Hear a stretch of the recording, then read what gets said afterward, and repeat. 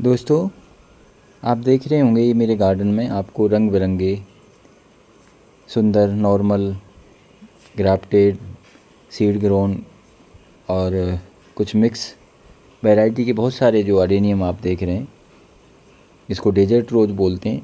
इसकी थोड़ी सी केयर, इसकी सॉइल, इसकी नेचर को आप लोग समझ जाओगे तो इस तरह से आप भी अपने गार्डन में, टेरेस गार्डन में, जहाँ पर गर्मी होती है, तेज़ गर्मी होती है, कम सर्दी कम बरसात होती है, वहाँ के लिए बेस्ट पौधा होता है।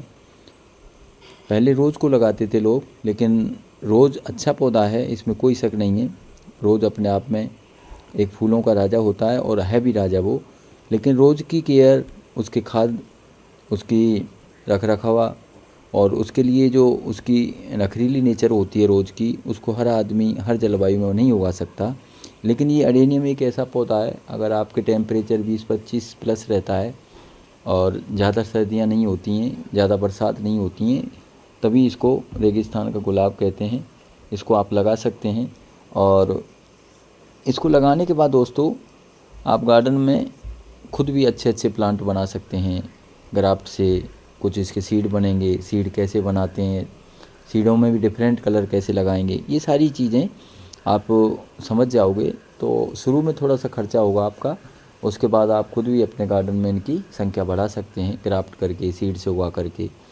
तो ये मैं मेरे गार्डन में दिखा रहा हूँ, ये अपडेट मेरा।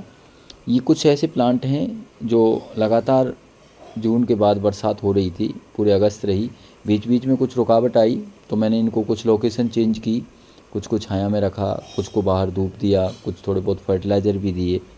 तो आप भी इस तरह से इनको समझोगे तो इसी तरह से आपके गार्डन में भी फूल खिलेंगे। तो मैं इस पर एक सरसरी नज़र डालता हूँ दिखाता हुआ आपको फूल मेरे जो चल रहे हैं। तो आप अडेनियम को नॉर्मल ओवेसम से या अरेबिकम से लेके शुरू करेंगे और इसकी प्राइस आप देखेंगे कि नॉर्मल ओवेसम 30-40 रुपये से लेके आपके जैसे इसके साइज़ और कोडेक्स के हिसाब से और लोकल नर्सरी या ऑनलाइन डिस्टेंस उपलब्धता, उसके आधार पर इसकी रेट अलग अलग होती है।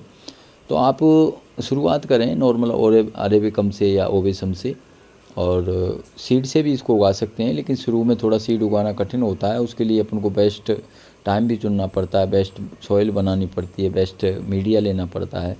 तो आप शुरू में इनको पौधों को लें, ऑनलाइन भी इनको मंगा सकते हैं, अभी भी आप बेस्ट टाइम है इस समय, इसको अडेनियम को आप अपने गार्डन में लगा सकते हैं, मंगा सकते हैं।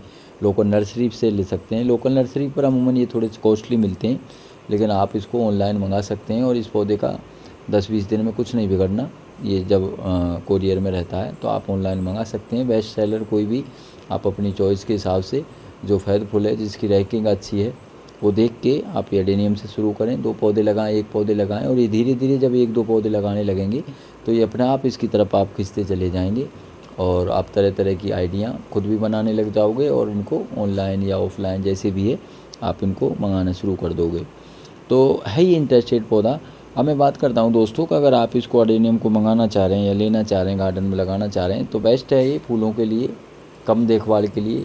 इसकी विशेषता ये होती है दोस्तों कि अगर गार्डन में आपने लगा दिया इसको और आप कहीं घर से बाहर जा रहे हैं तो 10-20 दिन आप बाहर भी चले जाओगे तो ये पौधा बिना पानी के भी, बिना खाद के चलता रहेगा। और पौधे ऐसे होते हैं, बड़े पौधे हैं गार्डन में जैसे लगे होते हैं, तो उनमें पानी सूखते ही वो मुरझा जाते हैं। इवन अगर ज़्यादा देर पानी की कमी हो जाएगी, ज़्यादा दिनों, तो वो मर भी जाते हैं। तो इसको आप लगाएं पौधे को, कम खाद दें, कम पानी दें, चलेगा आराम से।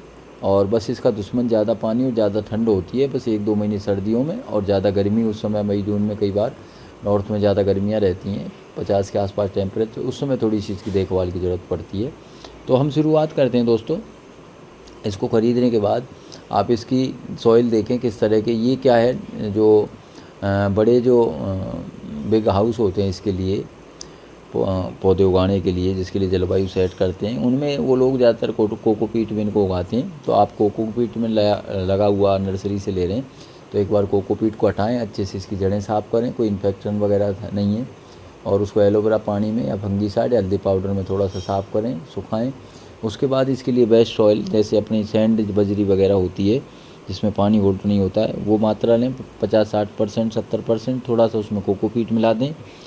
और पत्तियों की खाद है तो वो मिला दें, नहीं गोबर की खाद भी मिला सकते हैं। उसके बाद ऑप्शनल बहुत सारी चीज़ें होती हैं, बोन मील है, नीम खली है, फंगीसाइड है, एप्सम सॉल्ट है, ह्यूमिक एसिड है और बोरोन वगैरह बहुत सारी चीज़ें होती हैं। अगर इनको आप स्किप करोगे कोई बात नहीं, ये नॉर्मल चीज़ें, कोकोपीट, हल्का वर्मी कंपोस्ट, गोबर की खाद या आपके सैंड वगैरह में कंकड़ पत्थर टुकड़े, ईंट के, कोयले के टुकड़े वगैरह, जो वेस्टेज जो चीज़ें हैं जिसको पहाड़ी एरिया का अनुभव हो, आवास हो पौधों को, तो उसमें ये वेस्ट चलता है, मरने की संभावना कम होती है, उसमें लगाएं आप।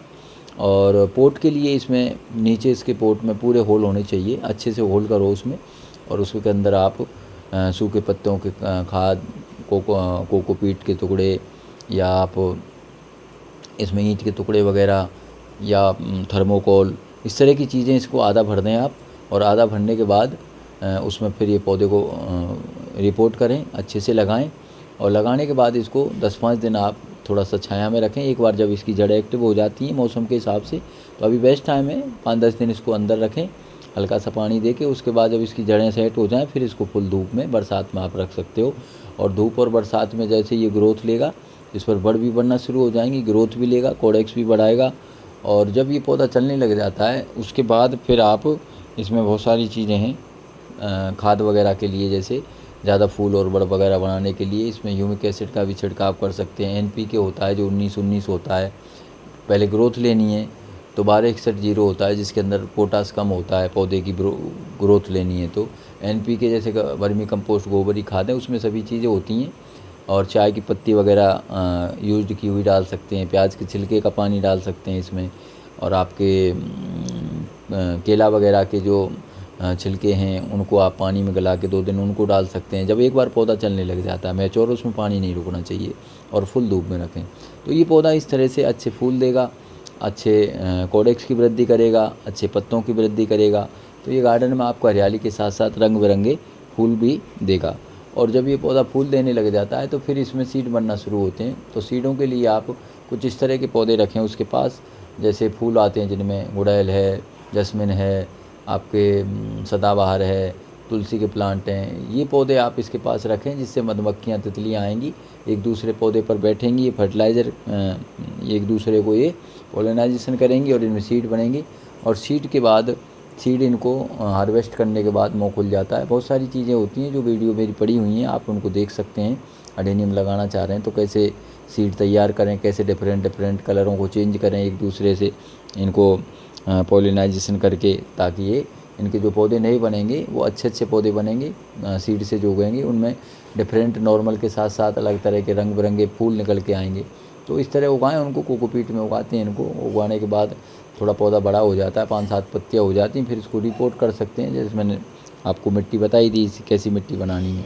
और इसमें जब आप तरह तरह के रंग बिरंगे जब एक बार फूल गार्डन में कलेक्ट करना शुरू कर दोगे तो आपकी जो इच्छा है वो इनको और लगाने के लिए, और तरह तरह की इनकी आईडी, इनके फ्लावर, इनके कोडेक्स शेप, इनकी पत्तियों की साइड लगाना शुरू कर दोगे तो बहुत सुकून मिलता है आपको। तो शुरुआत करें, आप शुरुआत में नया लगाना चाह रहे हैं तो एक बार मेरे चैनल को विज़िट करें, सब्सक्राइब करें, लाइक करें। कोई चीज़ अगर पसंद आती है, कोई चीज़ नहीं समझ में आती है तो क्वेरी करें, उसको मैं आपको बताने की कोशिश करूँगा।